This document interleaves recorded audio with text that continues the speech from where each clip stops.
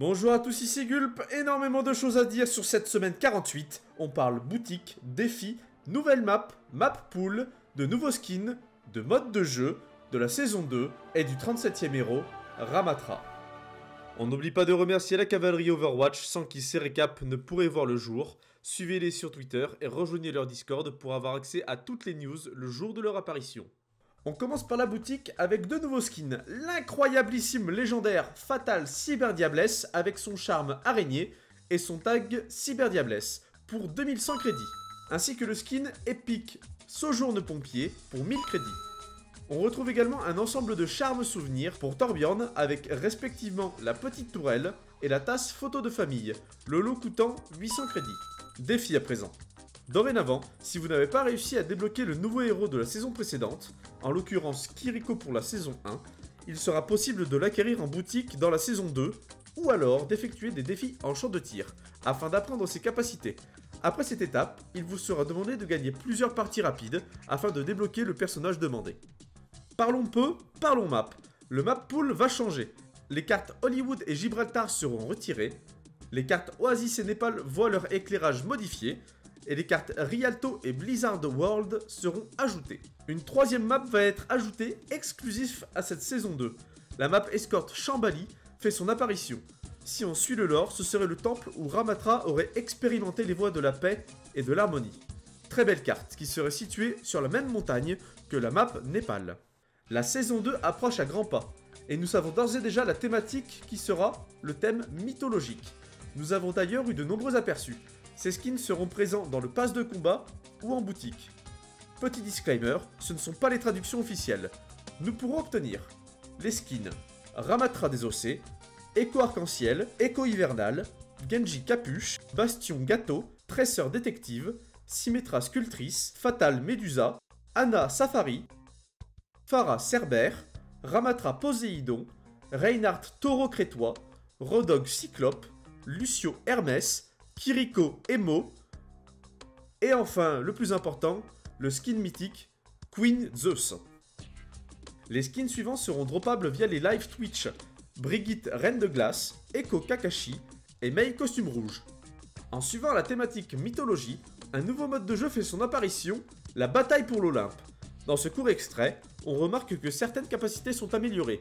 Chopper tire à un gros rocher et Queen hurle, ce qui fait s'abattre des éclairs sur les ennemis. Je ne développerai pas, mais des buffs et des nerfs sont à venir sur Doomfist, Anna, Bastion, Queen, Kiriko, Mercy, Sojourn et Symmetra. Et enfin, le gros morceau de cette semaine, apparu déjà ce week-end, le gameplay ainsi que le lore de Ramatra. Commençons par le lore. Une histoire dédiée à Ramatra nommée Réflexion est disponible depuis le 1er décembre sur le site officiel Overwatch. Résumé rapide. Cette histoire nous montre le point de vue de Ramatra sur la façon dont les Omniacs sont traités par les humains. On suit certains pans de son histoire avant l'insurrection de King's Row à Londres. On remarque que Ramatra est plus profond qu'un simple méchant qui souhaite tuer seulement pour le plaisir. On rencontre ses amis Zera, sans nom, et Lanay, qui l'aideront à lui confectionner son armée. Puis vient leur séparation suite à l'implacable volonté de Ramatra à vouloir protéger son peuple quitte à passer pour un terroriste à leurs yeux, le poussant de plus en plus dans sa propre démence. Belle histoire qui annonce du lourd pour la suite. En parlant de suite, son gameplay à présent. Nous savions déjà que Ramatra avait deux formes. Les voici dans le détail. Petit disclaimer, les informations concernant les dégâts, les cooldowns ou toute autre donnée quant aux dégâts de Ramatra sont susceptibles de changer le 6 décembre. À prendre avec des pincettes donc. La forme Omniac de Ramatra possède 450 PV. Elle se constitue de l'arme de Ramatra, l'accélérateur du vide, qui est une arme capable de projeter des petites nanites sur les ennemis. Celle-ci infligeant 4 de dégâts par nanite et ayant une vitesse d'attaque de 25 projectiles par seconde. Elle est composée de 100 munitions. Cette arme est capable également d'infliger des dégâts critiques à la tête. Sa première capacité est la barrière du vide. Ramatra sélectionne un emplacement au sol afin d'y créer une barrière statique, possédant 1000 points de vie, et un cooldown de 15 secondes. Sa deuxième capacité est forme Némésis. À l'activation, Ramatra devient plus massif. Il gagne 150 points d'armure additionnels, passant ses PV de 450 à 600. Sa durée est de 8 secondes.